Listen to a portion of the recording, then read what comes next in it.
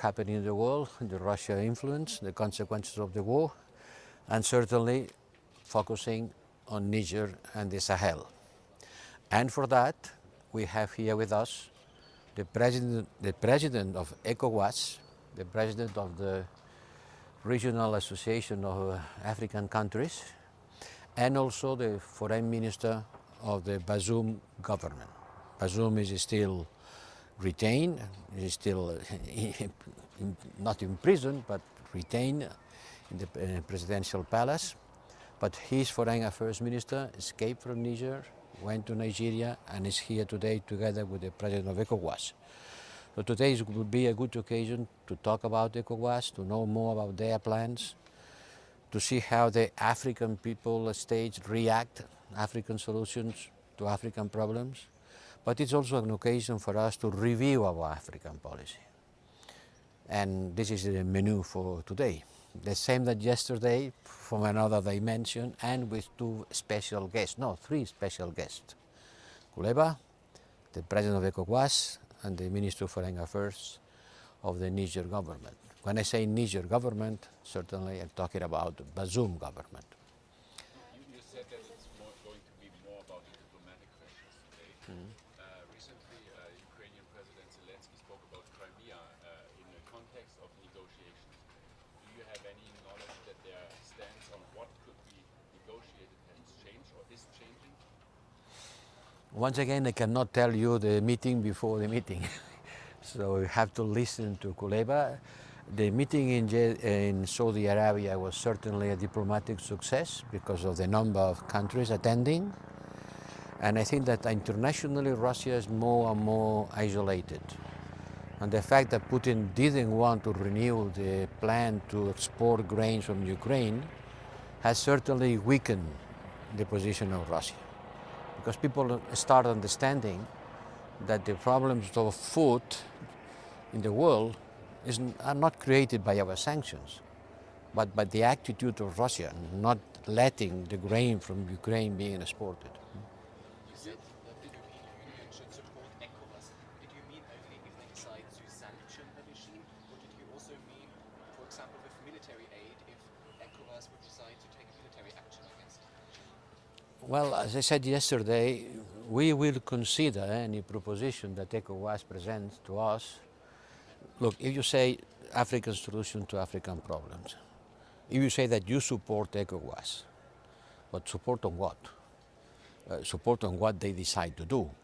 They have decided a strong package of sanctions, and we have already started working on a specific framework for sanctioning the responsibles of the coup in Niger. So we will apply a strong package of sanctions following the ECOWAS path. Any other measure has to be studied. I cannot say, it depends. But what I'm saying is that we will seriously take into consideration, we will consider any proposition, but we need to have propositions. Si hay planes para evacuar a los ciudadanos europeos tanto en Gabón como en Níger, cuántos soldados hay, si hay aviones preparados, etc. En Gabón no hay por el momento ninguna previsión de evacuación. La situación es calma, no vemos ningún riesgo de violencia, de una situación que pueda provocar peligro Hay unos 10.000 ciudadanos europeos en Gabón, pero ningún país ha manifestado preocupación por su situación, o sea que de momento no está previsto la evacuación en Gabón, como ya se hizo en Níger. En Níger ya los evacuamos. ¿Pero quedan ciudadanos, por ejemplo, diplomáticos, embajadores? Esos hacen su trabajo, a las duras y a las maduras. Están allí porque tienen que estar allí. ¿En Gabón se está haciendo ya algún esfuerzo diplomático de mediación? ¿Hay algún tipo de contacto o solo los países africanos en este caso? Bueno, no tenemos noticias concretas, la situación, como puede imaginar, eso ocurrió hace 24 horas, pero la situación es radicalmente distinta. No vemos que haya ningún motivo para pensar en evacuaciones. Naturalmente, los golpes de Estado militares pues, no son la solución, pero no hay que olvidar que en Gabón antes había habido unas elecciones llenas de irregularidades y que hay golpes de Estado militares y hay golpes de Estado institucionales, que no hace falta usar las armas, pero si yo truco unas elecciones para conquistar el poder, pues también eso es una manera irregular de llegar a ejercer el poder. You said you had also to discuss or to review the EU-Africa policy. What went wrong and what has to be improved because there are more military. Está claro que las cosas no han ido bien. Está claro que no se puede decir que haya sido un éxito, porque la proliferación de golpes militares, de la presencia de Wagner en República Centroafricana, Mali, Burkina Faso, llena de los mercenarios rusos en manos de militares que han llegado al poder, no es una situación ciertamente exitosa. Vamos a tener que revisar a fondo nuestra política desde una voluntad de cooperación, que siempre ha sido la nuestra. Vamos también a escuchar con mucha atención lo que nos digan desde COGUAS, porque creo que la primera cosa que hay que hacer es señalar nuestra voluntad de que las soluciones a esos problemas tienen que venir de las instituciones africanas. Is it the right moment to talk about sanctions against Sahel or against Niger? If It's there the are right still moment. soldiers on the ground? Well, we have to do what we have to do. We have to sanction the junta in Niger. We have to be very strong on that. Alto Representante Kuleba quiere hablar de la admisión de Kiev, de Ucrania en la Unión Europea. ¿Qué plazos manejan?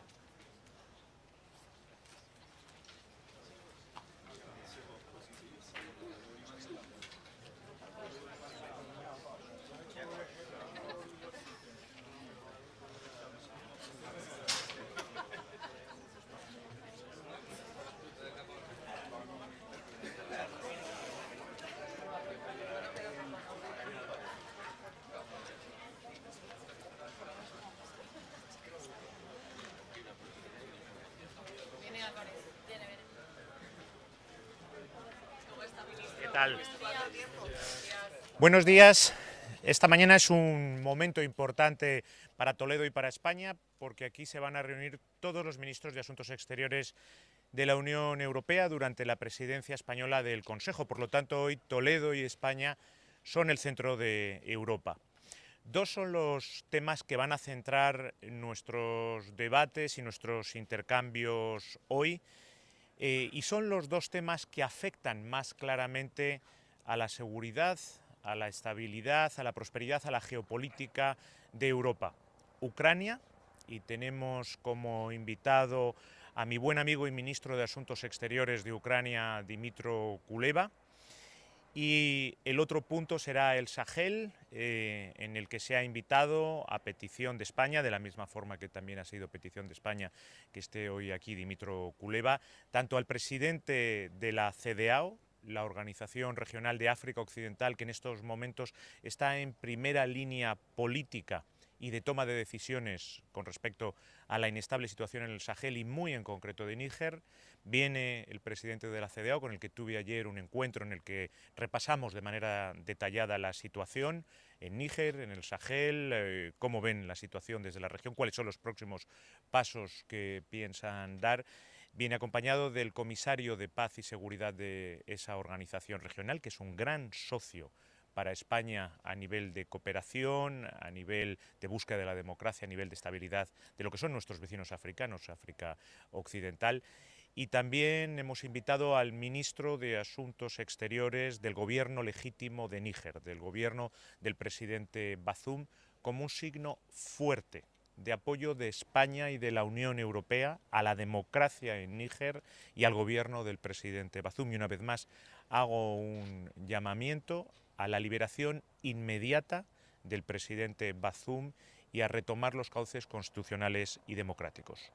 Con el ministro Kuleba haremos un intercambio sobre el avance de la contraofensiva ucraniana, las perspectivas de la candidatura de Ucrania a la Unión Europea. Estamos esperando el informe, la opinión de la Comisión para el mes de octubre, y será la presidencia española la que tenga que tomar la decisión histórica de dar los siguientes pasos para la candidatura de Ucrania y abrir esas negociaciones para la entrada en la Unión Europea.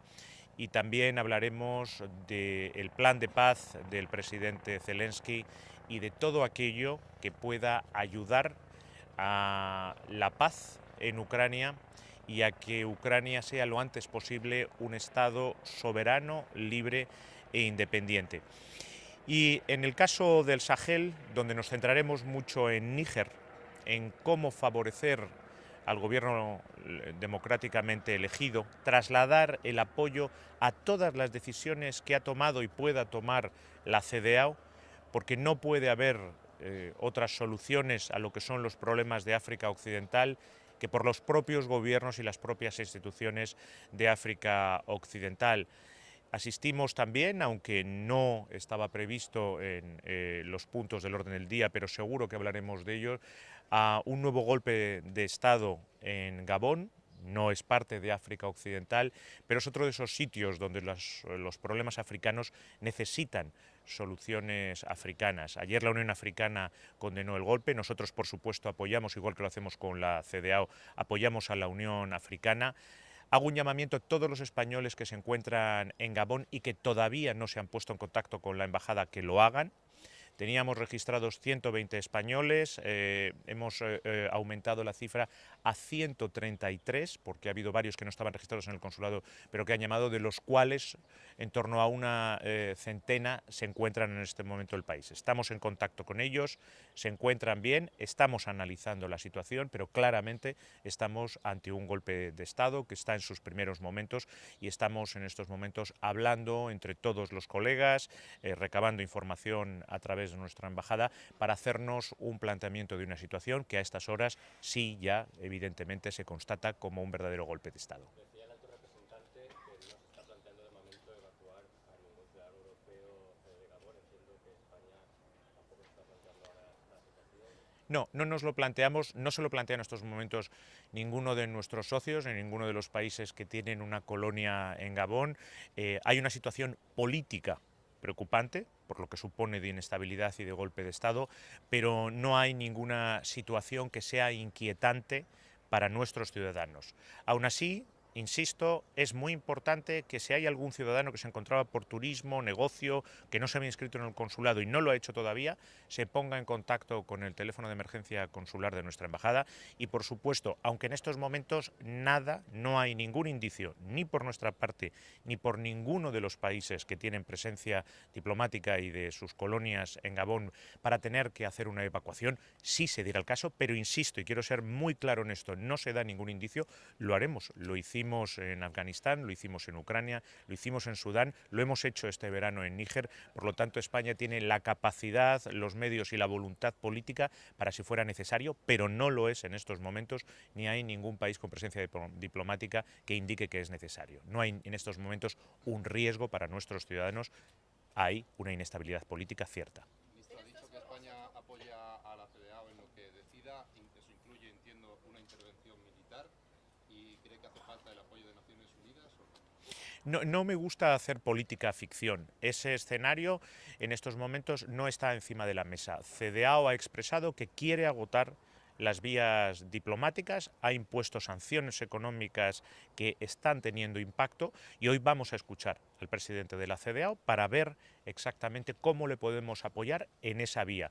Pero desde luego nuestro apoyo a la CEDEAO en estos momentos, y lo va a ser así durante todo este proceso, es grande porque la CEDEAO ha demostrado su compromiso con la democracia en África Occidental y con el desarrollo en África Occidental, y por eso es uno de los grandes socios africanos de España y desde luego en África Occidental, que son nuestros vecinos africanos, es nuestro gran socio. En él concentramos buena parte de nuestros programas de cooperación al desarrollo regional y desde luego vamos juntos en el proceso de la democratización de África Occidental. Pero hay planes sobre la mesa ya para una intervención militar, dicen que solo falta la fecha. La pregunta es si España apoya esos planes de intervención militar. Cuando se vayan planteando cada situación las iremos analizando. En estos momentos, y así me lo ha vuelto a expresar ayer el presidente de la comisión, de la CEDEAO, con el que tuve un largo encuentro bilateral, siguen apostando por agotar las vías diplomáticas y porque esas sanciones que poco a poco van haciendo mella puedan revertir la situación y nosotros les apoyamos absolutamente en eso. Y desde luego, Nosotros hemos suspendido nuestra cooperación al desarrollo y no la vamos a retomar mientras siga esta situación de ruptura constitucional y de ruptura democrática. Y muy específicamente, y se lo volveré a trasladar a mi colega de Níger, el ministro de Asuntos Exteriores, que es el presidente interino en estos momentos en que está retenido contra su voluntad el presidente Bazoum, la situación humanitaria y personal del presidente Bazoum tiene que cambiar. El presidente Bazoum tiene, él y su familia, que volver a tener libertad de movimientos y dejar de ser retenido de manera ilegal y contra su voluntad. Did the EU do the wrong policy in Africa and in Sahel especially? We all have to check and to try to improve, of course. But I think that the objectives and the aims that we have had so far are correct, are the right ones. To support democracy, to support the democratic government, to put a focus on development cooperation, having the largest development programs, both as EU and in the case of Spain, as a bilateral country. I toured the region in January and I tripled the development cooperation programs that we had. I was in Niger, I was in Abuja, where I could meet also with the ECOWAS authorities. I went to Guinea-Bissau, and I conveyed the same message, and I think that that's the right thing to do, as European Union does, as we are going to do it today. We are in favor of democracy, of prosperity and stability in the region, and those people that are engaged with their own people to do it will have our support, as is the case of President Bazoum in Niger, as is the case of the ECOWAS Commission. So I think, of course, we have to recheck what is going wrong, but we must be aware that today in the region there are other actors, different than the European Union, with different objectives, with different tools, that they don't seek necessarily democracy and prosperity for the African people, but for themselves. We must be aware that that's a challenge that we have to meet. You will also talk about possible peace plans for Ukraine. What ideas are on the table? President Zelensky has put a peace plan, and I think that that's the best way to continue the reflection on peace process in Ukraine. There are many peace plans around the world. Many countries have put forward, many organizations. What we have to make sure is that we all give the same content to the word peace. And for Spain, peace in Ukraine means peace within the United Nations charters. And that means sovereign Ukraine within its internationally recognized border. There is no peace without that. And with or without the Crimea? Within its international recognized borders, and Crimea is within those borders.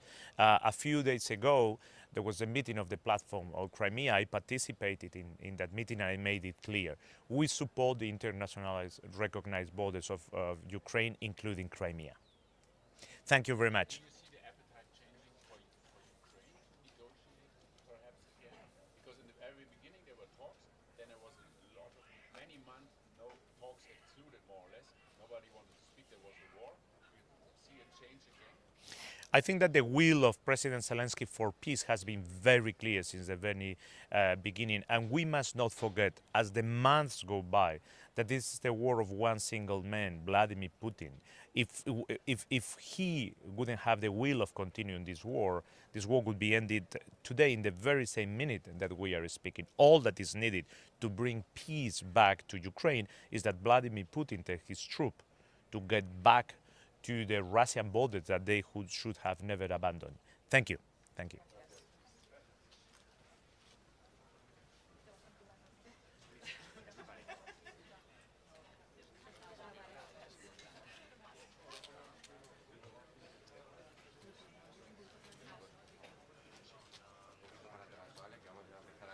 Hay tres cámaras, tres espacios. Ese ahí la mitad está vacío.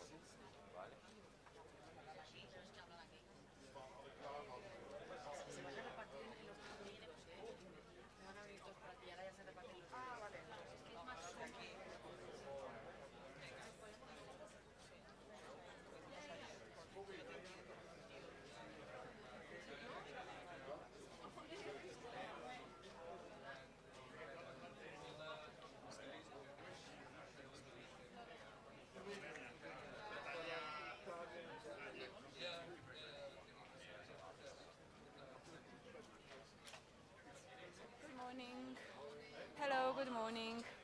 just like to, since I'm coming from Slovenia, I'd just like today to stress that Slovenia suffered severe floods and extreme weather conditions, and I wish to thank today for great European solidarity. But since we're also discussing Ukraine, I have to say that Ukraine sent 50 people to help help our citizens during these extreme weather conditions, which is amazing to see that the country which is in war provides assistance during the severe floods to our country. So I wish to express my great thank you to Minister Kuleba. And as we had just Blitz Strategic Forum Western Balkans, I will inform my colleagues, we had a Blitz pledge 2030 European Union is ready to enlarge, and the Western Balkans has a big window of opportunity to be ready to join the European Union. And I wish to tell ministers, let us do the effort. We are discussing the enlargement to the Eastern neighborhood. Let us do something more out of the box also to finalize the enlargement to the Western Balkans. Thank you.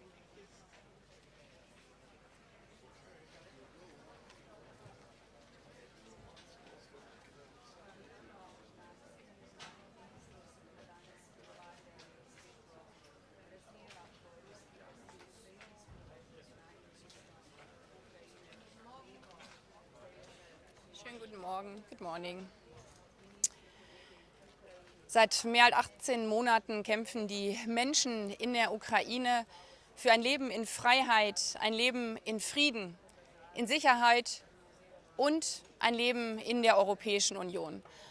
Und wir unterstreichen seit mehr als 18 Monaten als Europäerinnen und Europäer, die Ukraine ist nicht nur in Europa, die Zukunft der Ukraine liegt in der Europäischen Union. Und daher ist unsere Unterstützung in den letzten 18 Monaten eben nicht nur eine Unterstützung mit Blick auf das Selbstverteidigungsrecht, mit Blick auf Waffenlieferungen zur Selbstverteidigung, auf den Wiederaufbau mit all dem, was der russische Präsident in Trümmer gelegt hat, sondern seit 18 Monaten unterstützen wir die Ukraine auch mit allem, was wir haben, auf ihrem Weg in die Europäische Union.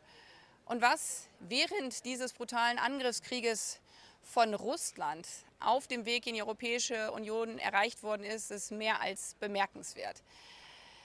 Gesetzesänderungen, Korruptionsbekämpfung, all das, während tagtäglich Drohnen, Raketen, Bomben auf die Ukraine fallen.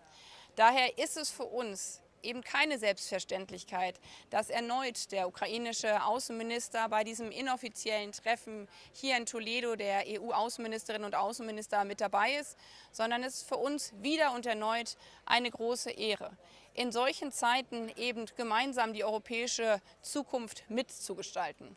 Und es ist unsere Verantwortung, immer wieder zu reflektieren, wie wir unsere Unterstützung für die Ukraine noch effizienter, noch besser abgestimmt koordinieren können.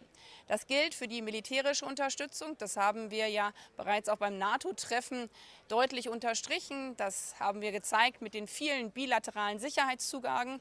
Das gilt aber auch für die europäische solidarische Unterstützung für die Ukraine im Rahmen der EPF.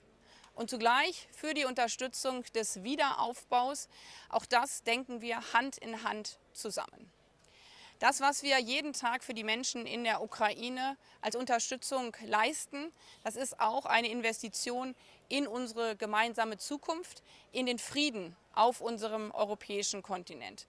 Und deswegen war es so wichtig, dass der ukrainische Präsident einen Friedensplan vorgelegt hat, der Stück für Stück auch zu einem Friedensplan für die Welt wird.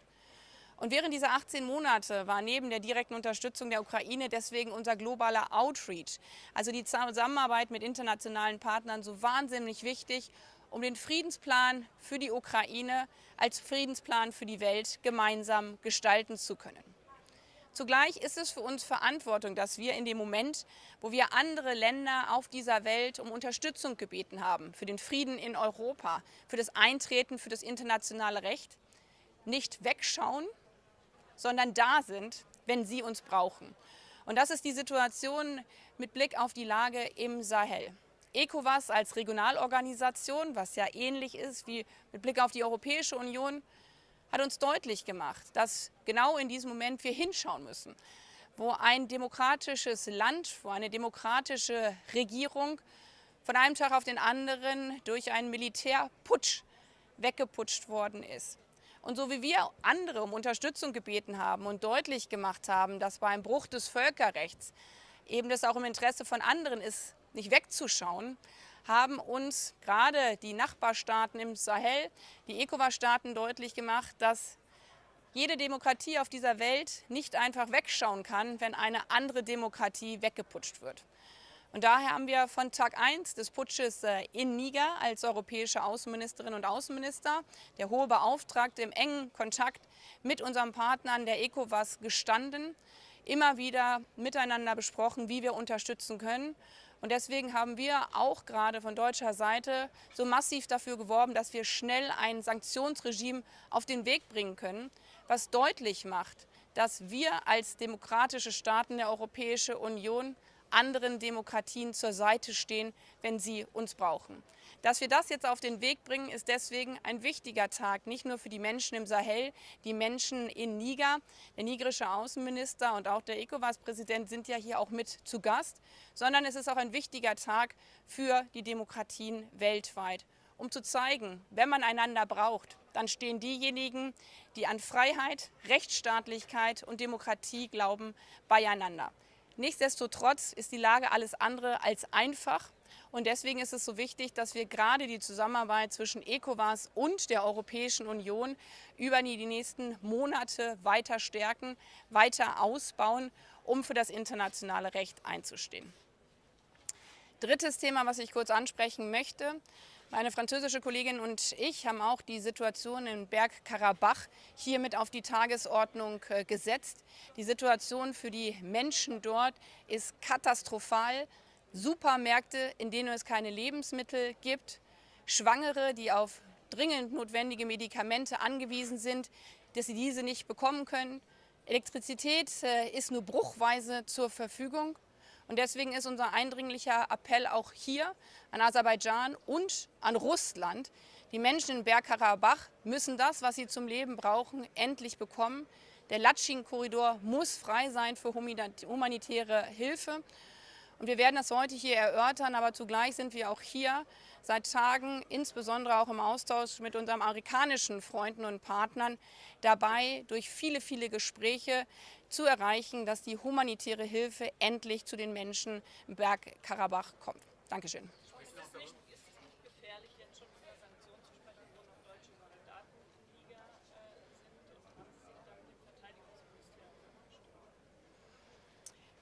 Natürlich stimmen wir uns bei all unseren außen- und sicherheitspolitischen Fragen eng miteinander ab mit den Verteidigungsministerien, und zwar nicht nur wir als Deutsche, sondern wir als Europäer. Und deswegen ist dieses Gymnich-Treffen ja auch ein Kombi-Treffen von Verteidigungsministerinnen und Außenministerinnen.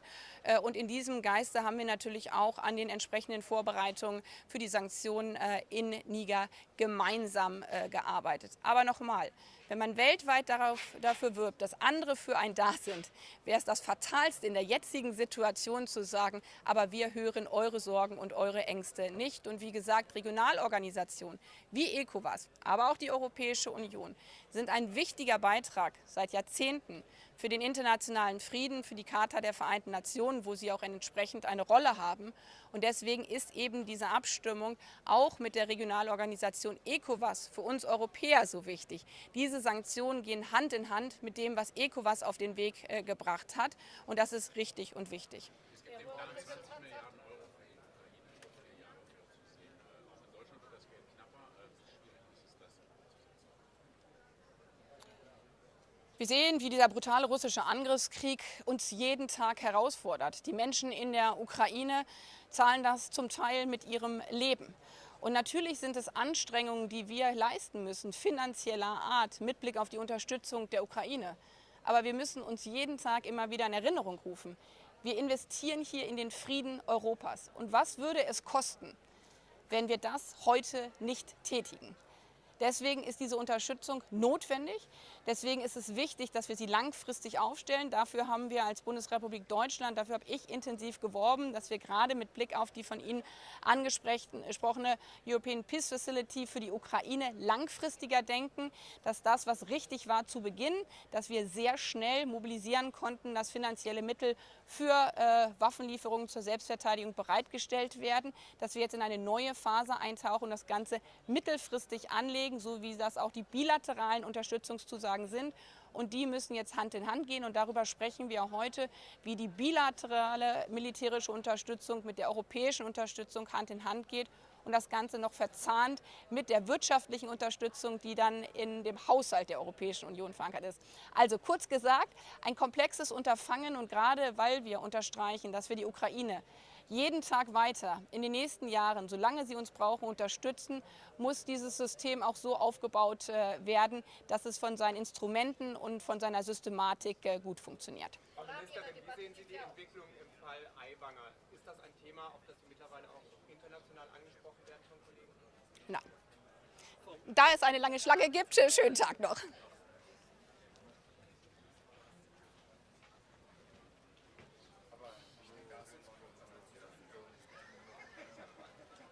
Aiwanger habe ich gehört, sonst nichts.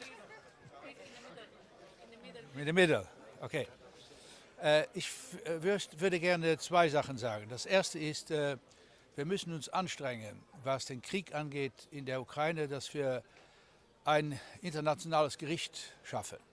Wir eiern jetzt ein Jahr herum, sowohl in Brüssel wie auch in New York, und wir kommen zu keiner Lösung. Die Lösung liegt meines Erachtens auf der Hand. Wir sollten uns eine Legitimation geben lassen als internationale Gemeinschaft von der UNO-Vollversammlung. Das würde vollends genügen. Das würde auch dieses Gericht nicht interferieren in den Internationalen Strafgerichtshof, der sich weiterhin um Genozid bekümmert, um Kriegsverbrechen und Verbrechen gegen Menschlichkeit. Aber wir machen diesen Schritt einfach nicht. Und ich fürchte, auf einmal ist es zu spät. Und wir müssen es doch hinbekommen, auch als Europäer, die zu den Ukrainern stehen, und die Ukrainer wollen das ja auch, ein internationales Gericht, ohne dass die Ukrainer müssen ihre Verfassung ändern, dass wir die Hauptverantwortlichen von Putin und Co. angefangen, dass wir die auch zur Rechenschaft ziehen können als internationale Gemeinschaft. Wir haben bis jetzt es nicht fertiggebracht, diesen Schritt zu tun. Das ist bedauerlich, und wir müssen uns anstrengen. Das Zweite, was ich sagen will, anderer Kontext, aber seit 1. Januar 2023 sind 200 palästinensische Menschen gestorben und 30 israelische in Israel-Palästina. Sie wissen, dass jetzt der israelische Gericht wieder tausende Wohnungen auf dem Gebiet C im Westjordanland Wohnungen autorisiert hat. Was geschieht? Die jungen Menschen wehren sich dagegen und greifen bedauerlicherweise zu den Waffen, und die Spirale dreht. Diese Siedlungspolitik der Israelis tötet den Friedensprozess. Es gibt keine Zwei-Staaten-Lösung mehr, wenn das so weitergeht. Und darum internationales Recht sieht, dass eine Besatzungsmacht muss die Bevölkerung in diesem Gebiet schützen. Und hier wird genau das Gegenteil gemacht. Ich hoffe, dass wir als Europäische Union wieder die Kraft haben, dies auf die Tagesordnung zu setzen, mit den Amerikanern zusammen, und unseren israelischen Freunden sagen, dass diese Politik, diese Siedlungspolitik absolut in ein Chaos führen wird und es nie eine Lösung geben wird zwischen Israel und Palästina, was natürlich aber, was ja für die Welt eigentlich, was für den Frieden in dieser Region sehr, sehr wichtig ist. Also wir konzentrieren uns, das ist auch richtig, auf Niger und auf die Ukraine, Russland, selbstverständlich, aber wir dürfen nicht den Fehler machen, dass wir alles andere, was rundherum schlecht läuft, einfach vergessen. Danke. Unterstützt Luxemburg den 20 Milliarden Euro Plan von Herrn Borrell für die Ukraine? Ja. Erwarten Sie da eine Einigung? Ja. Ich hoffe. Sehen Sie auch Widerstand? Es dürfte eigentlich keinen Widerstand geben. Sie wissen, dass wir noch ein Problem zu lösen haben, was diese 8. Tranche angeht, und ich hoffe, dass wir das fertigbringen. Also wenn wir sagen den Menschen in Europa und in der Welt, Europa steht hinter der Ukraine, müssen wir auch diesen Plan dann auch hinbekommen. Ja. Die Militärmachthaber in Niger, halten Sie das für ein... Einen Moment noch. Also die ungarische Blockade. Ja, also das ist etwas, was ich eigentlich nicht richtig kapiere, aber akzeptieren muss. Sind die Regeln der Europäischen Union. Ein Land kann auch solche wichtige Entscheidungen blockieren und das macht Ungarn zu Unrecht. Muss Kiew denn die UTR-Bank zum Beispiel von dieser Liste der Unterstützer des Krieges runternehmen? Ja. Ist das die einzige Lösung? Das ist die Forderung der Ungarn. Aber anscheinend, ich bin kein Spezialist darin, ist das alles nicht so ohne und so einfach. Ja. Gibt es wieder ein Momentum vielleicht für mehr Nachdenken Richtung Friedensverhandlungen? Ja. Jetzt geht auch über die Krim gesprochen. Ist das Taktik oder sehen Sie, dass die Zeiten auch ein bisschen ändern? Nein, ich glaube, die Menschen in der ganzen Welt, wer wäre dagegen, wenn wir einen Weg finden, um aus diesem Drama da rauszukommen? Wir in der Europäischen Union dürfen die Linie nicht verlieren. Wir haben eine Linie, die müssen wir beibehalten. Wir müssen wissen, dass wir weiterhin die Ukraine stärken müssen, dass sie sich wehren kann. Das ist das eine. Und zweitens, dass wir humanitär und auch wirtschaftlich an der Seite der Ukraine stehen. Alles, was von Initiative geschieht, sei es von China, sei es von Saudi-Arabien, sei es von europäischer Seite, alles, was wir tun können, um diesen Konflikt zu stoppen, ist natürlich willkommen. Allerdings darf es nicht so geschehen, wie Herr Sarkozy das sagt, dass die Ukraine alles aufgibt und dann die Russen alles bekommen, was sie wollen und dann es ein gezwungener Frieden wird. So geht es nicht. Wenn Sie heute über die Sahelzone Ja. reden, Ja. dann geht es ja auch um eine Neuorientierung der EU-Afrika-Politik. Was ist eigentlich schiefgelaufen und was muss verbessert werden? Ja, es ist schief gelaufen und das läuft weiter schief. Und das müssen wir wenigstens im Kopf haben. Wenn wir sehen, wie die Reaktionen im Senegal zum Beispiel sind, gegenüber Europa und verschiedenen Ländern Europas, wir müssen wieder mit Afrika in einen Dialog kommen, wo die Afrikaner nicht nur das Gefühl haben, dass wir etwas wollen, sondern dass wir auch etwas geben können. Ich war 2015 dabei, bei der großen Krise, als wir diese Sitzung hatten in Malta über die Migration. Und wir haben Afrika versprochen, dass wir in Sachen Relation zwischen Europa und Afrika nicht nur über Migration reden, nicht nur nehmt die Leute zurück, sondern dass wir auch uns wirtschaftlich mehr bemühen und dass wir auch legale Migration fertigbringen. Das ist ein Punkt, der wäre psychologisch unheimlich wichtig, damit Afrika uns wieder, sagen wir mal, besser versteht. Ja. Würden Sie auch Sanktionen gegen Niger unterstützen? Ja, das ist ein Punkt, also ich bin sehr betroffen, denn Basum war ein Außenministerkollege während langen Jahren. Ich war mit dem französischen Außenminister in Niamey, als er intronisiert wurde als Präsident. Es geht mir schon sehr, sehr nah.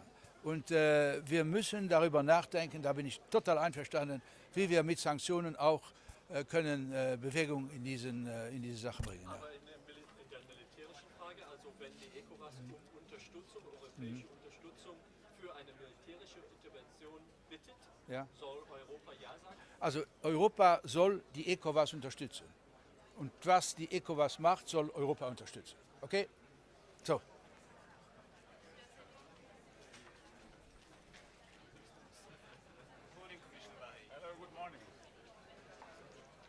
We are here today to discuss our further support to Ukraine. I'm very happy to see Minister Kuleba among us, and I do hope that we will make progress on all the proposals the Commission has made. We made very clear proposals to not only continue supporting Ukraine, but also to chip in the reconstruction effort. We do hope that the Council will make progress. We will also discuss Niger and the coup that has happened there. We, of course, are very much concerned about the situation, and we want to listen to our African partners. How do they assess the situation? Charles Michel suggested an enlargement of the European Union until 2030. Is this date realistic? What do you think? What I think is that if this is a message from the Council, that the Council wants to finally engage and make a big leap to make enlargement happen, this is a welcome news. Of course, the Commission has always been ready to make any proposal that would lead to us there. I don't think that it is a question of dates. I think it is more of a question of will and also the question of delivery.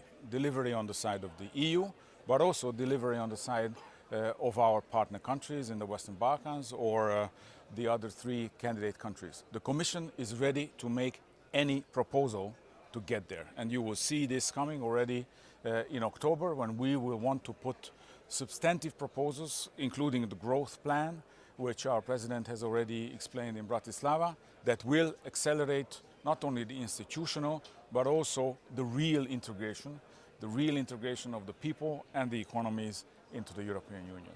Are you in contact with Mr. Orban, and do you understand his position on the sanctions? I think you should ask him. Which countries could be first to join the European Union, in your opinion? Which are closest? I think those are the closest who delivered the first. So I would encourage all of them to speed up their work. I think that they all have now everything and will have everything on the table from October just to do that. So I do hope that it won't be just one interested in this European offer, but all of them. Commissioner, you Thank mentioned the Council being potentially ready to take a giant leap. What would you need to see from the Council side for that date to become reality, that 2030 enlargement target date? Press ahead with all the proposals that we're making and make each and every single decision that we can make, no matter how small, no matter how big. So, for example, taking decisions on the IGCs, taking decisions on the financing, taking decisions on the real integration into the European Union already before accession. Thank you. Thank you.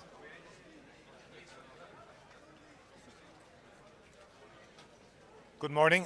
Just to say, from the Irish perspective, from Ireland, today's meeting is a particularly important one where we will send a very strong message of our continued and sustained support for Ukraine in the face of the appalling illegal invasion of Ukraine by Russia. And it is important that we place that support on a sustainable footing.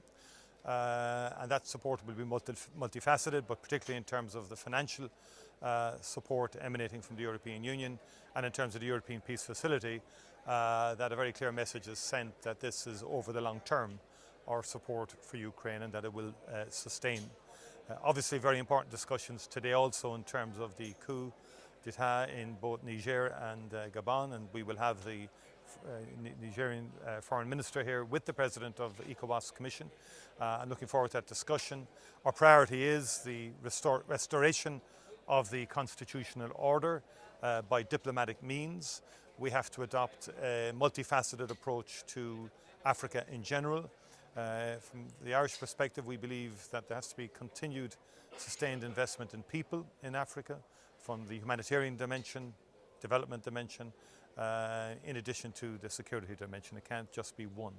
But certainly a lot of room for reflection and thought in terms of what is happening in the Sahel at the moment, and very, very concerning the number of coups d'etats that have taken place and the essential undermining of the democratic process.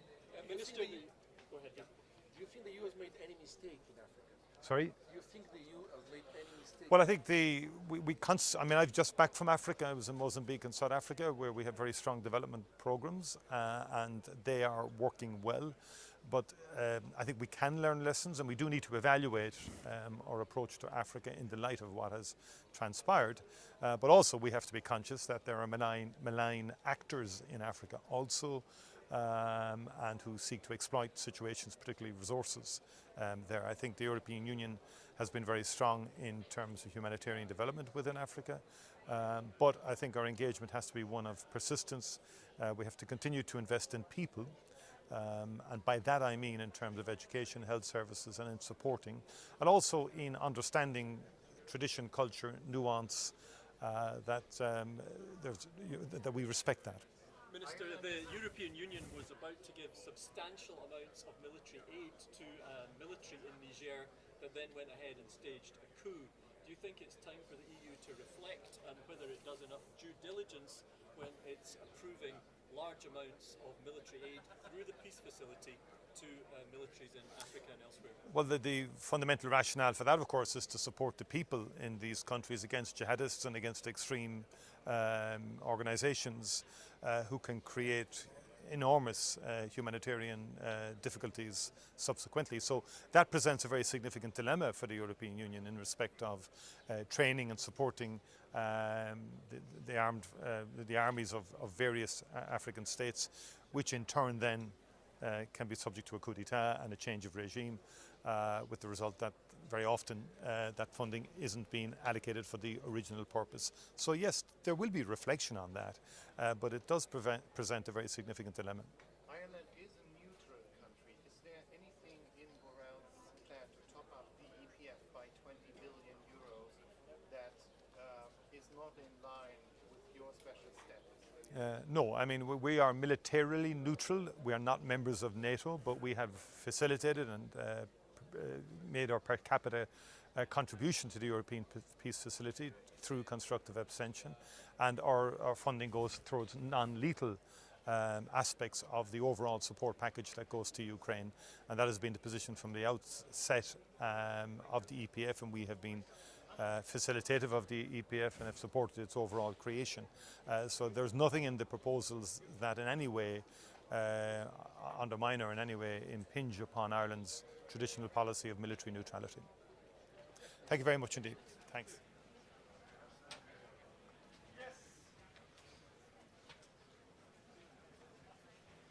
Hello.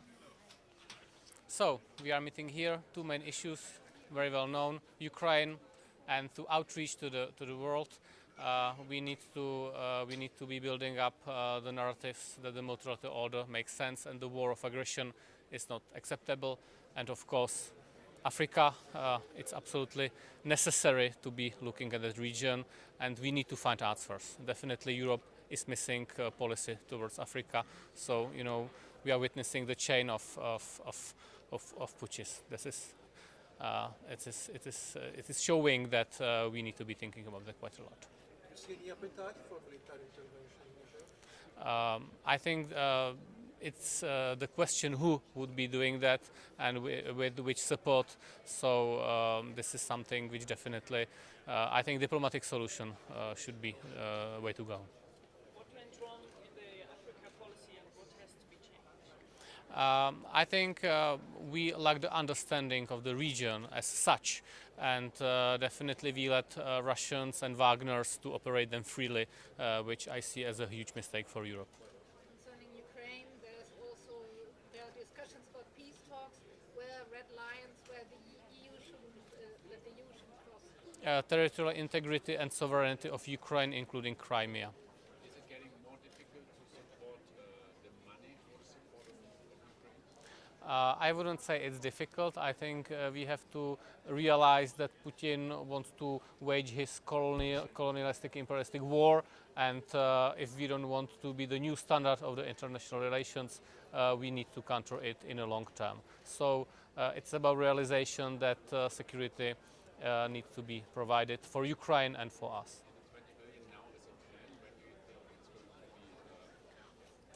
This is something which we are very actively discussing, so let's see how that goes, but we support that, and detail needs to be discussed. Okay, thank you very much. Thank you.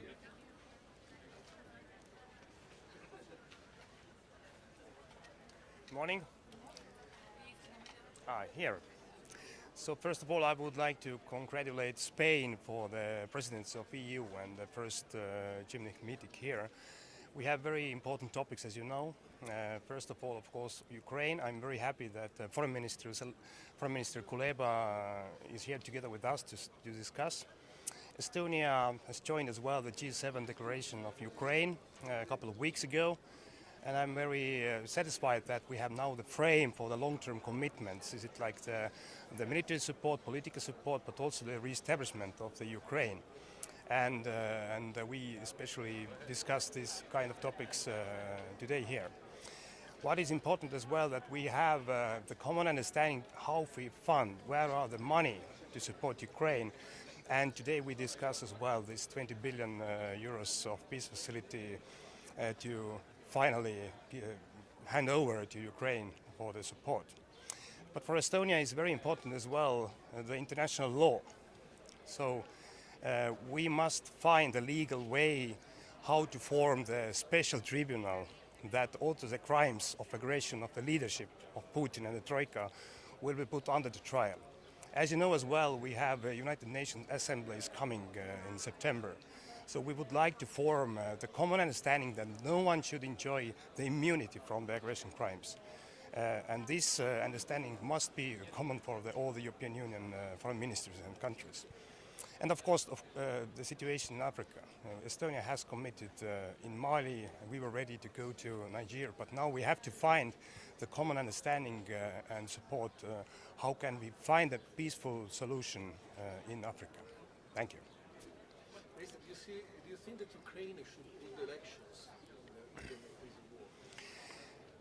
It is a deeply the Ukraine decision how to do it, and also President Zelensky has announced that if to do it, they need the very clear support and monetary and financial support to do it. There is clear understanding, and during the war, active war situation, it is very complicated to run elections based on the standards that we have in the democratic world. But I think that the clear message from the President Zelensky was that he is not holding the power because of the war, but he is ready to hold the elections if it is possible. So it is deeply the decision for Ukrainians if they run the elections. How do you assess the situation on the battlefield? Is Ukraine making enough progress? If we look back like 1.5 years, then Putin had a plan for the special operation for like 6 days. But now we have 1.5 years, the full-scale war, and Ukrainians are fighting back. We support them, but they are in the battlefield. And also, I've always said many times that we cannot wait for the one single counterattack and then the war will be finished. We must support Ukraine constantly. And I think that we see success stories as well on the battlefield. So it takes time, and Ukrainians are fighting very proudly. And if you follow the news the last couple of days, then we have some success on the battlefield as well. It takes time. We cannot get tired of that. This is not a war movie, which lasts like 1 or 2.5 hours, and now we are waiting the end because we want to have a next movie. No, this is a real war, and we must support Ukrainians. They are losing their best sons on the battlefield, and they have success stories as well. So I'm, as you asked, if I'm satisfied, I am satisfied with the situation. So thank you. What do you think about Russian drones searching for destinations in Russia and coming very close to Europe? Yes, Ukraine has all the rights to defend itself, also in Russian territory. And any kind of actions that's weakening the Russian war machine is a success story for Ukraine as well. So, thank you. We have colleagues coming there. Guten Morgen. Ein bisschen ein Stau gewesen, aber gab Gelegenheit zu guten Gesprächen gleich vorne. 20 Milliarden Euro an Unterstützung für die Ukraine, an Militärhilfe sind im Gespräch. Ist diese Summe Ihrer Meinung nach ausreichend? Warum sollte man diesen Topf Ihrer Meinung nach nicht in der Friedensfazilität ansehen? Also, um es klarzustellen, es geht nicht um Militärhilfe, sondern es geht genau um die europäische Friedensfazilität, die man noch aufstocken will. Unsere Position ist, ja, es braucht Unterstützung, aber was die konkreten Summen betrifft, sollten wir das nicht als Einzelmaßnahme sehen, sondern wir haben ja auch Vorschläge der Kommission, was die makroökonomische Unterstützung für die Ukraine betrifft, über 50 Milliarden. Das sollten wir gemeinsam diskutieren, weil es geht nicht hier sozusagen um einzelne Punkte, sondern es geht um die Frage, was ist die Europäische Union bereit, weiterhin für die Ukraine zu leisten. Wir haben enorm viel geleistet, aber aus österreichischer Warte sage ich ganz klar dazu, unsere Linie ist unverändert und sehr klar. Wir werden weder Waffen liefern, noch Waffenlieferungen finanzieren. Daran ändert sich nichts. Das ist unser Neutralitätsstatus. Aber der Rest ist klar, wir werden, da wir weiterhin die russische Aggression sehen, wir werden einen langen Atem brauchen und die Ukraine weiter unterstützen. Aber ob es wirklich diese 20 Milliarden bedarf und wie die angesiedelt werden, das muss man noch diskutieren. Abgesehen davon, wo sie angesiedelt werden, sollten bestehende Mittel aus dem EU-Budget verwendet werden, aus den Corona-Hebeln, oder sollte es dafür frisches Geld geben? Also europäische Friedensfazilität ist ja ein eigenes Vehikel, das eigens finanziert ist. Und wie ich gesagt habe, daneben wurde von der Kommission ja auch eine makrofinanzielle Hilfe vorgeschlagen. Und unsere Position ist, wir sollten das gemeinsam diskutieren. Das ist ein Gesamtpaket, auch finanziell, letztlich gerade aus Blickpunkt der Mitgliedstaaten und die nicht sozusagen Einzelmaßnahmen herausziehen. Aber ich will sagen, 2 Punkte klar, es wird weiterhin Unterstützung der Europäischen Union brauchen. Wir haben ja auch ein Interesse, zum Beispiel in puncto Wiederaufbau, ganz stark hier am Start zu sein. Aber aus österreichischer Warte, wir werden weiterhin weder Waffenlieferungen leisten, noch diese finanzieren. Sie sagen seit Jahren, wie wichtig die Sahelzone für die Europäische Union ist. Jetzt hat die EU kaum noch Einfluss in diesem Bereich. Was ist da schiefgelaufen? Also ich glaube, das, was in Afrika geschieht und jetzt vor allem in der Sahelzone, muss wirklich ein Alarmsignal sein für uns. Dass wenn in Niger zum Beispiel russische Fahnen geweht werden, antifranzösische Songs gesungen werden, das zeigt, dass unser Softpower, unser Einfluss weit geringer ist, als wir es uns vielleicht gewünscht haben oder gedacht haben. Ich glaube, wir müssen da völlig neu denken. Und ein wesentlicher Punkt aus meiner Warte ist die Tonalität, die Art, wie wir mit den afrikanischen Staaten sprechen. Wir sind vielleicht noch zu sehr in einem von oben herab Ton gefangen.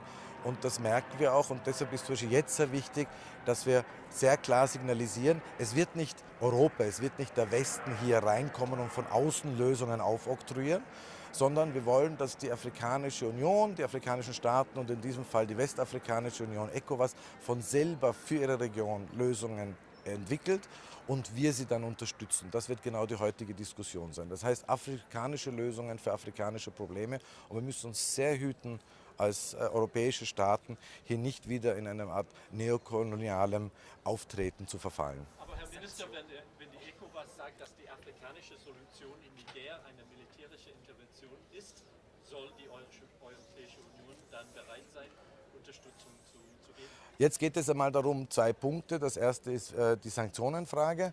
Ich glaube, hier sollten wir der Bitte der ECOWAS entsprechen und die Putschisten unter sozusagen Kontosperren und Visasperren belegen. Das zweite ist finanzielle Unterstützung. Es ist ja gerade gestern auch von algerischer Seite ein sehr interessanter Vorschlag gekommen, der mir eigentlich sehr einleuchtet. Und was wir wollen, ist möglichst lange einen diplomatischen Prozess. Jedes Mittel der Diplomatie nützen, bevor wir hier in irgendeiner Form militärische Interventionen unterstützen. Wir müssen sehr vorsichtig sein, was das für einen Dominoeffekt erzielen könnte oder auslösen könnte. Wobei ich auch dazu sagen muss, wir dürfen natürlich die verschiedenen Fälle, Mali, Niger, Gabon, nicht über einen Kamm scheren. Das sind sehr unterschiedliche Ausgangssituationen, sehr unterschiedliche Auslöser. Aber ich glaube, die Alternative, nichts tun und Hände in den Schoß legen, ist auch für uns undenkbar und nicht möglich. Herr Scheinberg, eine Frage noch bitte zum Thema Munition, weil das gestern ein großes Diskussionsthema war. Österreich hat sehr viele Artilleriegranaten. Könnten wir nicht andere EU-Länder, deren Arsenale jetzt leerer und leerer werden, mit dieser Munition unterstützen? Also rein theoretisch gesehen ist natürlich Lieferungen an EU-Staaten wäre nach dem Kriegsmaterialgesetz unproblematisch. Die Frage ist nur, bleibt es dann auch in diesem Mitgliedstaat oder wird es dann sozusagen in einigen Monaten sich plötzlich im Schlachtfeld in der Ukraine finden? Das wäre dann für uns sehr wohl problematisch. Aber die Linie ist sehr klar, das Neutralitätsrecht gibt ja eine ganz klare Linie vor und die österreichische Bundesregierung wird sie einhalten. 20 Milliarden, 50 Milliarden, das sind ja riesige Summen, wenn es um die Unterstützung der Ukraine geht. Wird das schwieriger, innenpolitisch in den einzelnen Ländern das zu erklären?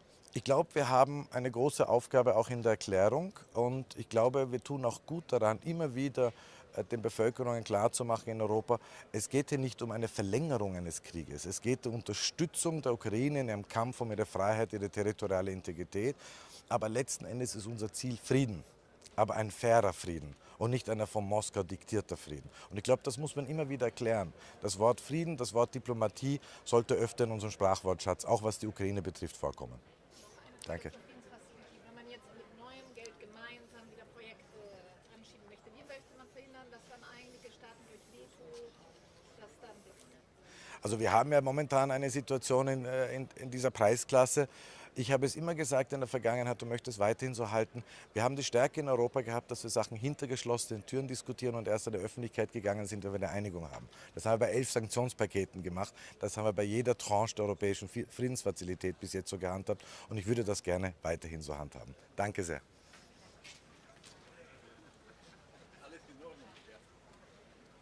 So, yeah. Good morning to everyone and schönen guten Morgen. So I look forward to our meeting with Minister Kuleba and the discussion on the situation in Ukraine. I will announce another international conference on the mining to take place in Zagreb on 11th and 12th of October. This is our contribution to the long-term security and economic recovery of Ukraine. You know that there is quite a large parts of Ukrainian territories and they are covered in mines, and the sooner these areas are clean, the sooner Ukraine can restart its economic activity. I will emphasize also our new package of military assistance to Ukraine. We will continue to help in line with Ukrainian needs and our capabilities. I will also stress Croatia's contribution to the EU solidarity lines. We need more to help and to get Ukrainian grains and to the countries facing food insecurity, and particularly in Africa. And when it comes to Croatia, so Croatia is offering its ports in this regards, namely Rijeka, Split, Ploče, and of course Vukovar on the Danube.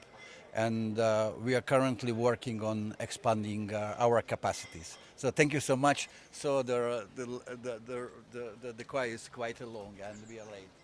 Haben Sie vielen Dank. Thank you so much. Hello, good morning. Patience pays off.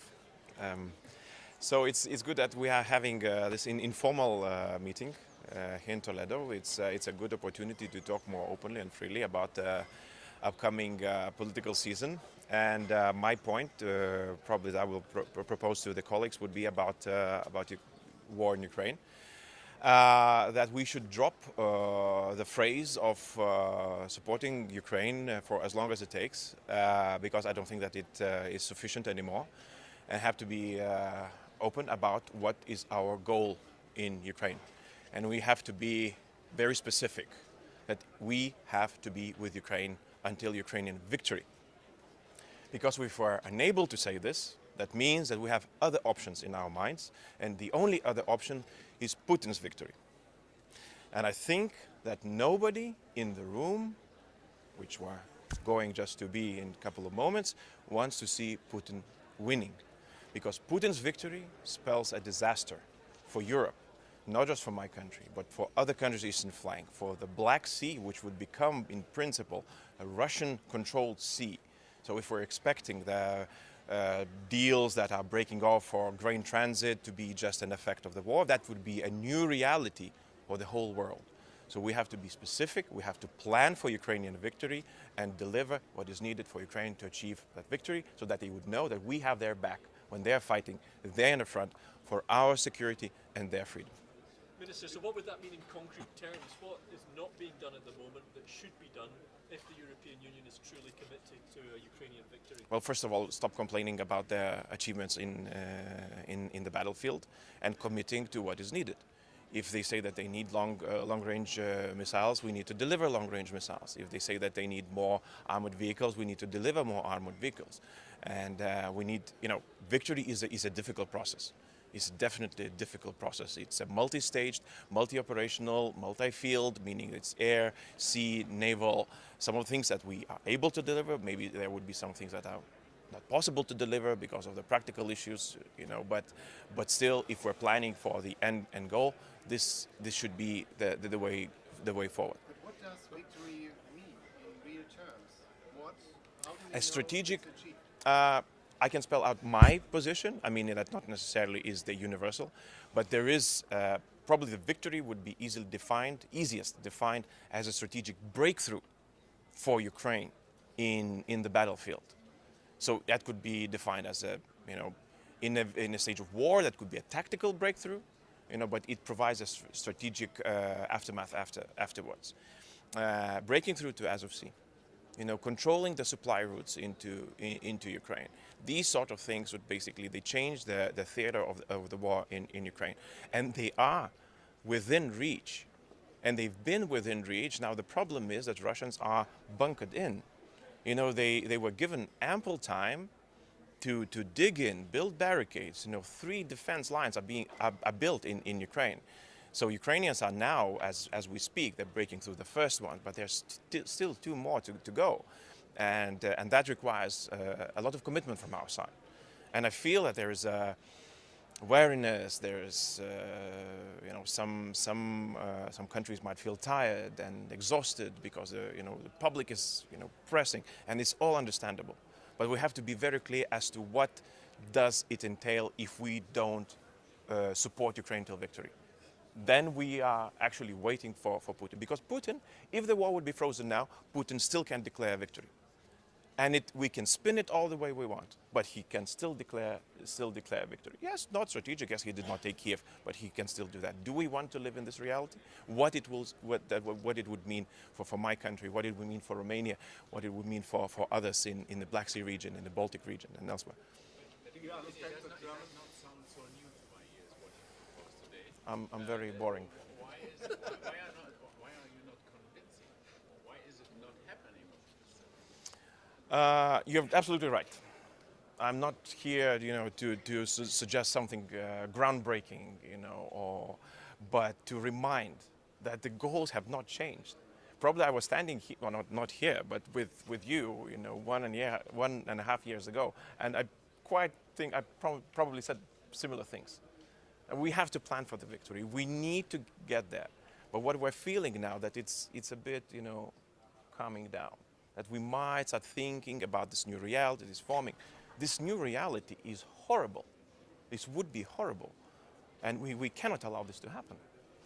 Just recently, President Zelensky spoke about negotiations again and also about Crimea. What is your take on that? Why did he do it? What is the intention?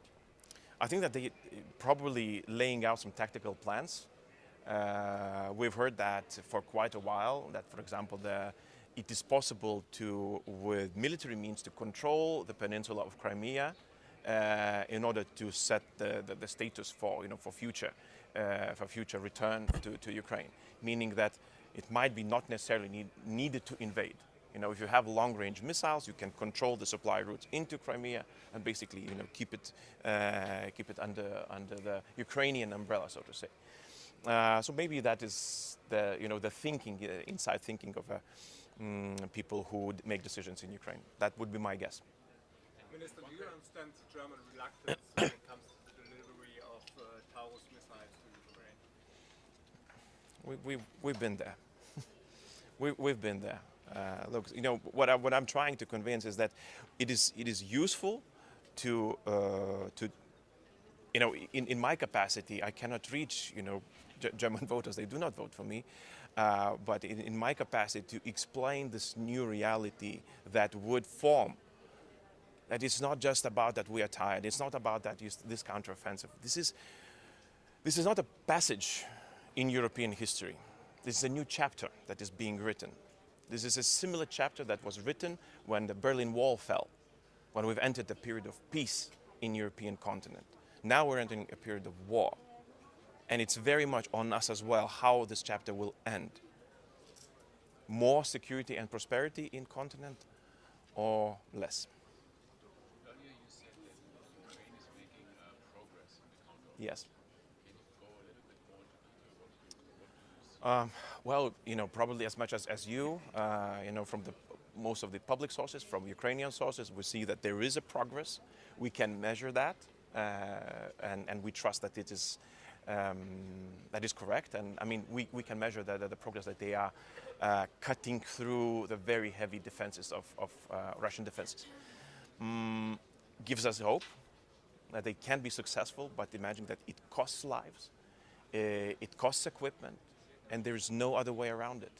You cannot achieve victory, just by goodwill and just stream through.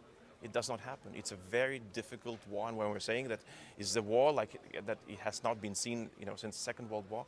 It is true. But when we read the books of Second World War, what we have seen, how many lives have been lost. So So I think that where we are currently is not necessarily enough, and we need to recommit ourselves. That would be my hope, and we'll see how that goes. Thank you so much. Thank you. Thank you.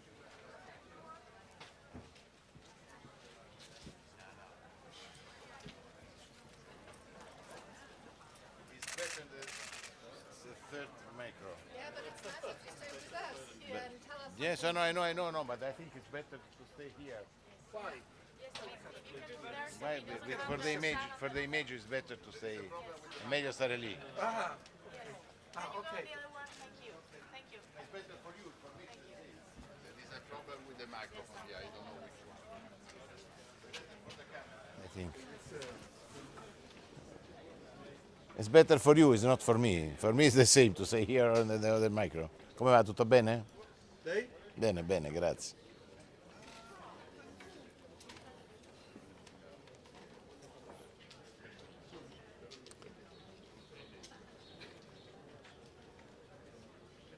Cominci tu? Va bene.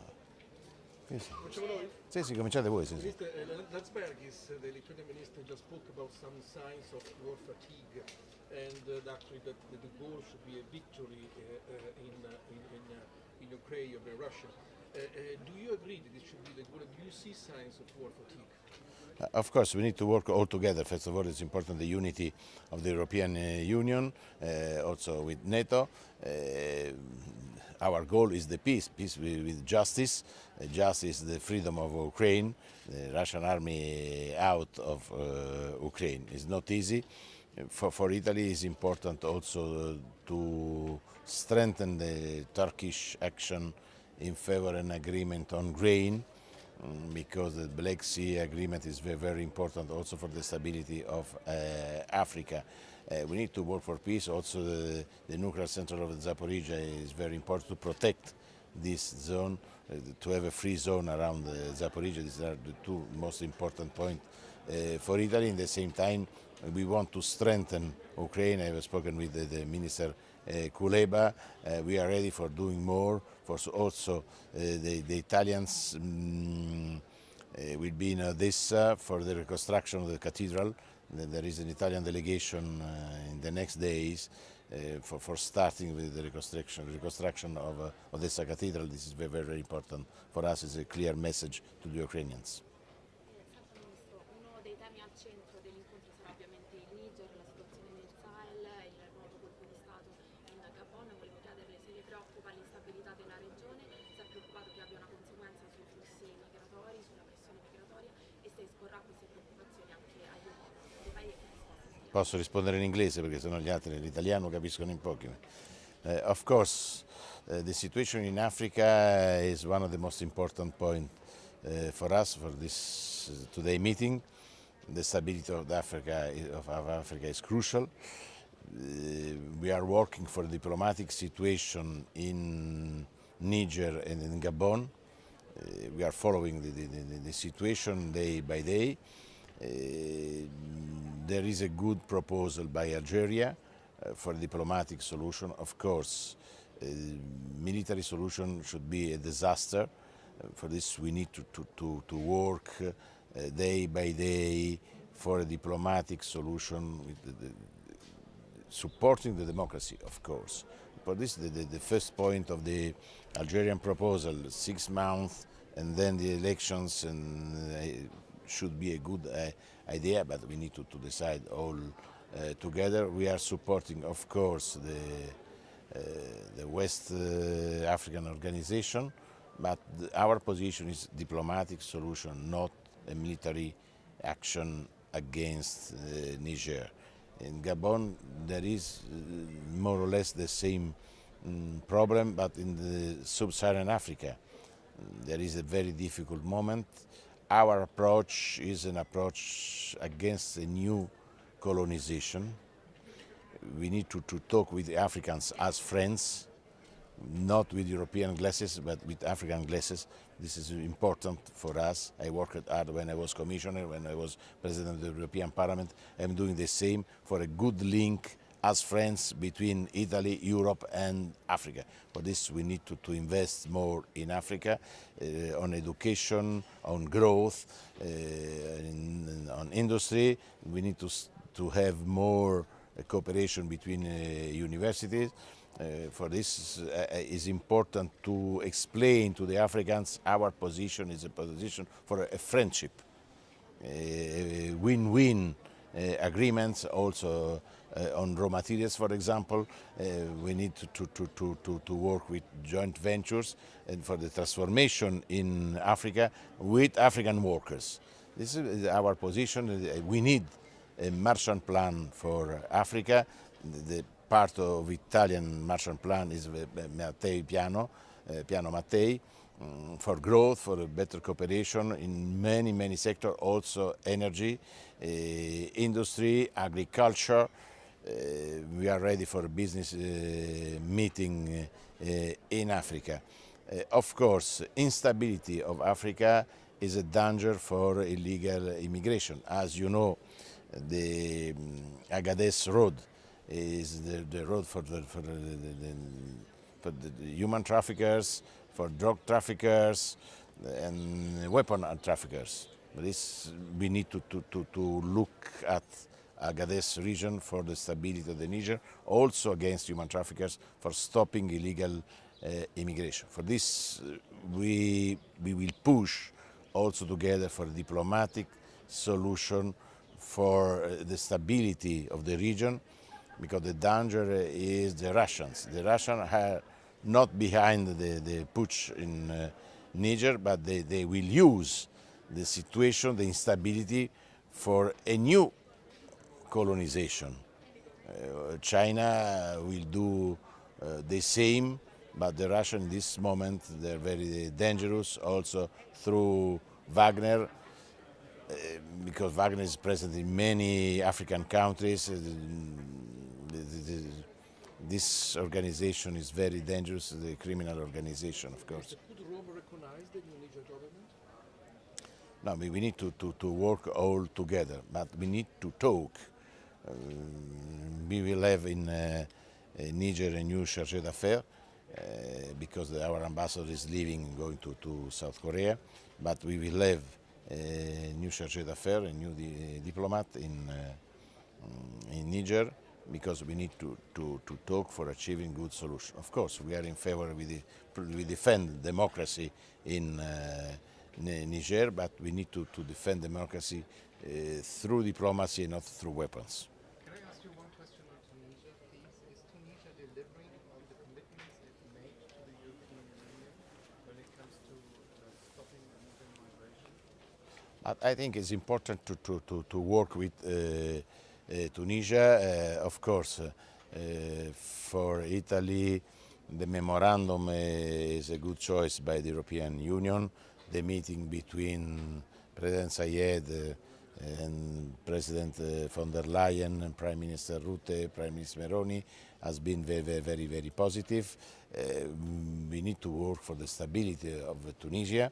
We need to invest more money to implement the agreement for stopping illegal migration. Of course, we are supporting also the agreement between Tunisia and Libya for supporting migrants traveling in the desert, because it is important also to protect the life of these people. But at the same time, we need to be very strong against the crime.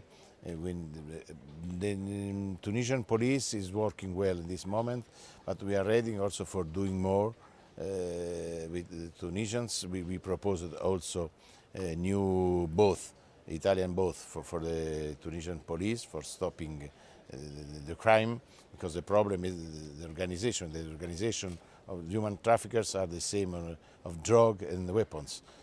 We know very well the situation. For this, we need to work hard.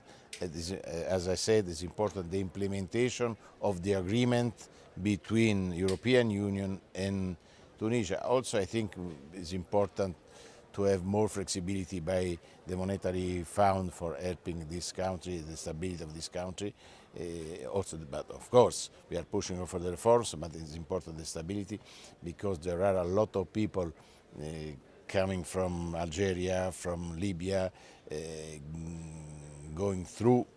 They went through Tunisia to go to Italy. The situation in Italy is very, very, very complicated. The immigration is one of the most important points for us. There are problems not only in the Mediterranean Sea, but also in the Western Balkans. For this, we need to work hard all together. We need a European solution for Italy, for Greece, for Malta. It's impossible to achieve a good solution without European help. The solution could be to revamp Operation Sophia.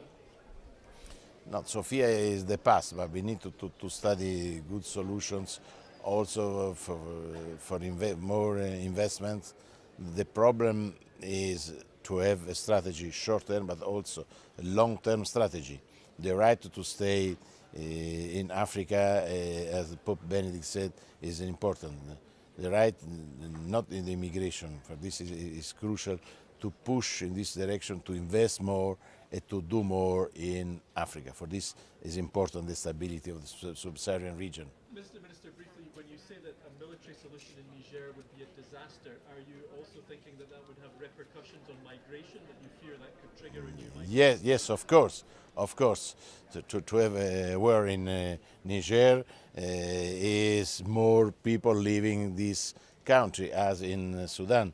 There are more and more people leaving Sudan. The war is a disaster. No, I am totally against European intervention, but also we need to be prudent for the West African countries. For this, as I said, it's important to study and to work for a diplomatic solution in favor of democracy, of course, but through a diplomatic solution. Thank you. Thank you. Have a nice day.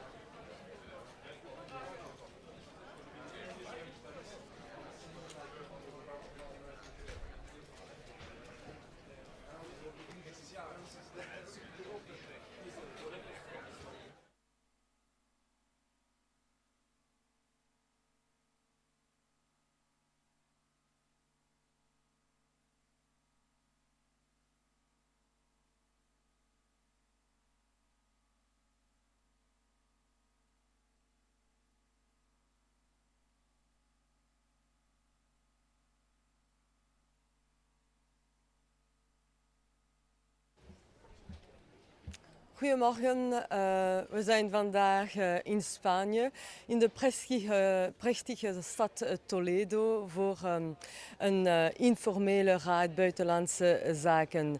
En deze informele format is zeer nuttig voor een open en duidelijk dialoog te kunnen hebben. Alors, au programme de ce gimniche, de ce format informel du Conseil des ministres des Affaires étrangères, deux discussions très importantes qui concernent deux continents différents. L'Europe avec la guerre en Ukraine et l'Afrique avec la situation dans le Sahel et particulièrement dans le Niger. Dans quelques instants, nous entendrons Dimitro Kuleba qui sera présent ici et qui nous fera un état des lieux de la situation militaire sur le terrain et qui nous parlera aussi des besoins tant logistiques que pratiques humanitaires de l'Ukraine.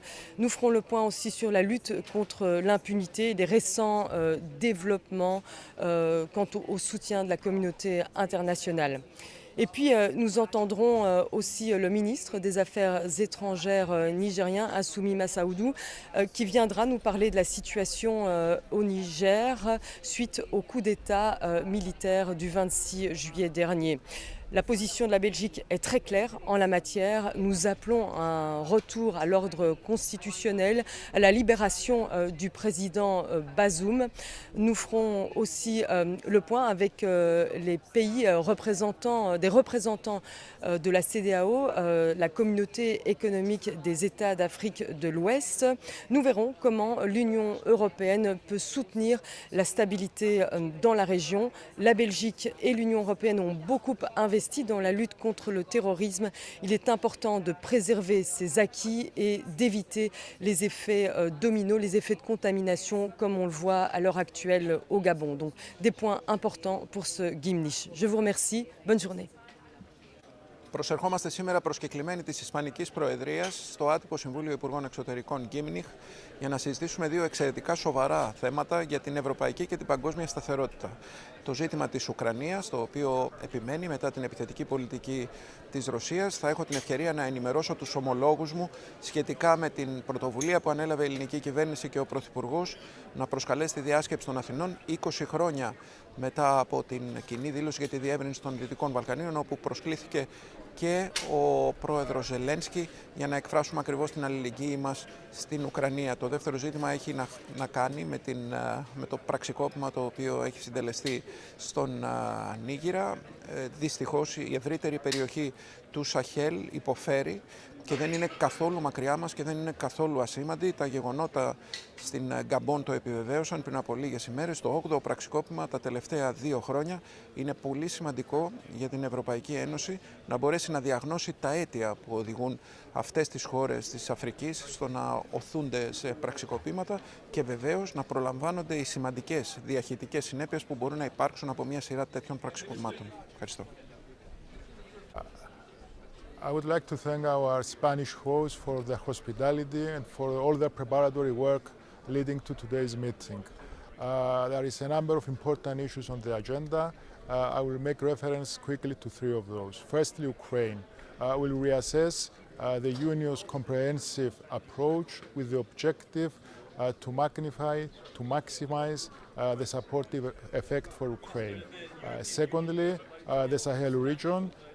We condemn the recent coup d'etat in Niger and we call for the restoration of the constitutional order as well for the immediate and unconditional release of the president of Niger. Thirdly, I will brief my colleagues about recent developments in Cyprus following the very serious violation of the status of the buffer zone by Turkey. In that process, the Turkish occupying force assaulted and injured UN peacekeepers. These acts have been condemned firmly by the international community and of course by the European Union. Cyprus, a member state of the European Union, remains fully committed to international legality and is focused on the resumption of substantive negotiations for the Cyprus problem. Others, with European aspirations, they have their own choice to make. Thank you very much.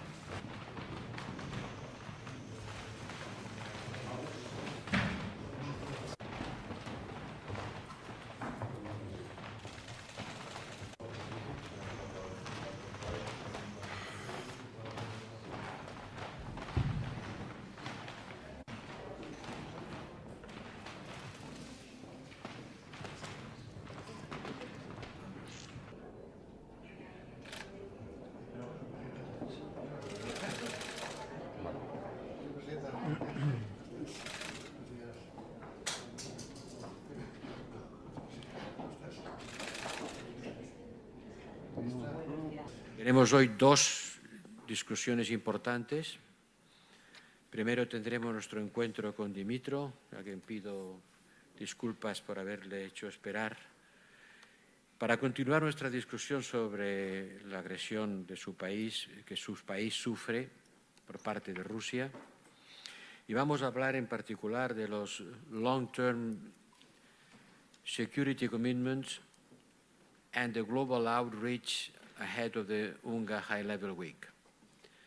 In the context of the Ukraine efforts to promote the peace formula. Yesterday, with the Minister of Defense, we talked about the military dimension. Now we will talk about the diplomatic dimension, security commitments on the long term, and the efforts to promote the peace formula presented by Ukraine. And then we will have about the issue of Sahel. We have here the President of ECOWAS. I don't know if the Foreign Minister of Niger is also here. Yesterday night was not here. Let's hope that he was able to arrive today to discuss Niger and Sahel. We have also with us the Chair of the AFET Committee, David McAllister. Where is David? Hello, David. You will join us for the entire meeting. Thank you for coming, David. Now it's the floor to Spanish presidency. For a welcoming remarks, I have to ask to you also, Minister, to be short. Muchas gracias, Josep. Queridos colegas, querido Dimitro, bienvenidos a España y bienvenidos aquí a Toledo, a esta extraordinaria ciudad que representa también los valores de tolerancia y de diversidad de la Unión Europea. I will continue in English for the benefit of all of us. This place that we are gathering today, it's a former weapons factory, and now is the main science campus of the University of the region, Castilla-La Mancha. And the former production lines of ammunition and cannons are now laboratories and classrooms and a place for investigation and innovation. And this is a little bit a great metaphor of what we all want to achieve here today, of what we are trying to achieve by supporting Ukraine since the Russian aggressions began. We want peace. We want, Dimitro, a peace that will be just for Ukraine within the United Nations charters, allowing you to rebuild and to prosper as a fully European country.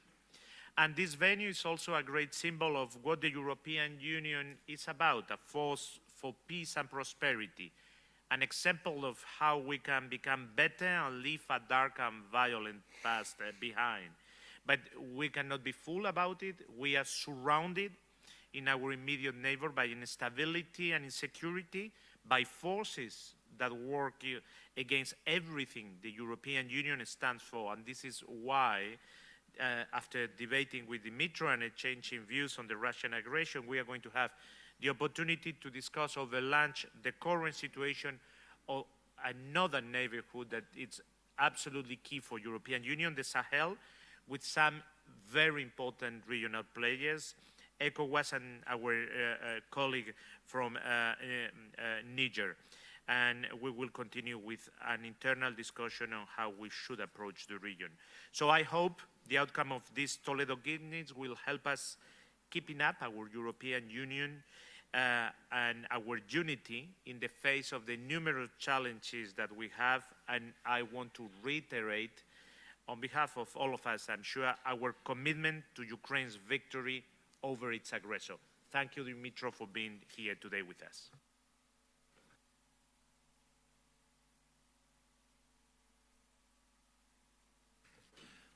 Clock is ticking, but I cannot not say how much I'm happy to see all of you, dear friends, and thank you for what you've been doing, and thank you for inviting me here. Not only because it's an informal meeting, which is always very special, but also because this city is splendid. It's so nice. It's like recharging batteries for me, and I appreciate this opportunity.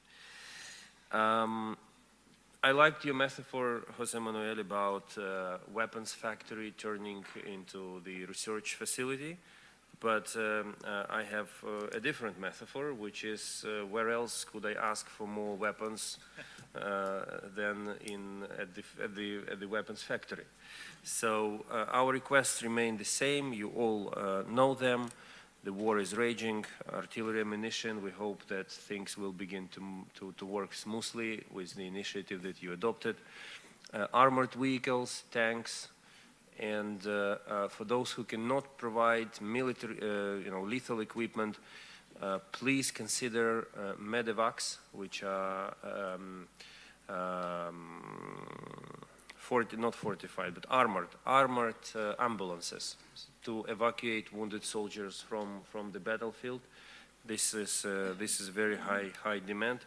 And to wrap up on weapons, I would like also to mention we should deprive Russia of the capacity to produce missiles and drones. We see that the production is increasing, and they use Western elements, Western spare parts in it. And this is something that we have to take under control through export controls and fighting circumvention of sanctions. Now, let me take you briefly through the schedule between now and December, because we are preparing for the new political season. I think September will be a very important time for grain initiative and peace formula.